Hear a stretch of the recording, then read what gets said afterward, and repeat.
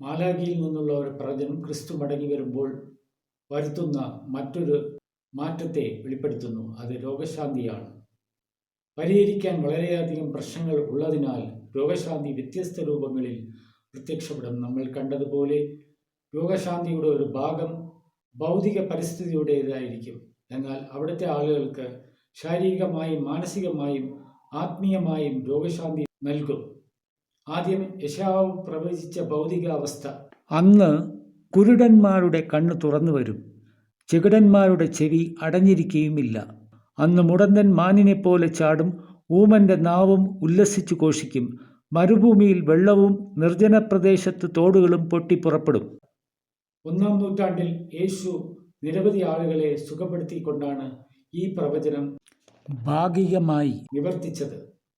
എന്നാൽ അതിൻ്റെ അന്തിമ നിവൃത്തി 2-ാം വരവിന് ശേഷം ആഗോളതലത്തിൽ രോഗശാന്തി കൊണ്ടുവരുമ്പോൾ ആയിരിക്കും. ആളുകൾ അവിടങ്ങളിൽ വരുമ്പോൾ അവർക്ക് ശാരീരിക രോഗശാന്തി അനുഭവപ്പെടും. ക്രിസ്തു ആരോഗ്യം പുനഃസ്ഥാപിക്കും എന്ന് യിരെമ്യാവ് പ്രവചിച്ചു. ഒടുവിൽ മുഴുവൻ ഭൂമിയും ആരോഗ്യമുള്ളതായി തീരും. ദൈവത്തിന് ചികിത്സിക്കാനാവാത്ത അനാരോഗ്യം ഒന്നുമില്ല. പകർച്ചവ്യാധി, ന്യൂനത, പാരമ്പര്യ രോഗങ്ങളും ശാരീരികമായ എല്ലാത്തരം രോഗങ്ങളെയും തുടച്ചു നീക്കാൻ ദൈവത്തിന് ശക്തിയുണ്ട്. മഹാമാരിയും വ്യാപക രോഗങ്ങളും ഭൂതകാലത്തിൻ്റെ കാര്യങ്ങളായി മാറും. ദൈവം ആദ്യം നിശ്ചയിച്ചതുപോലെ ആളുകൾ ദീർഘവും ആരോഗ്യകരവുമായ ജീവിതം നയിക്കും.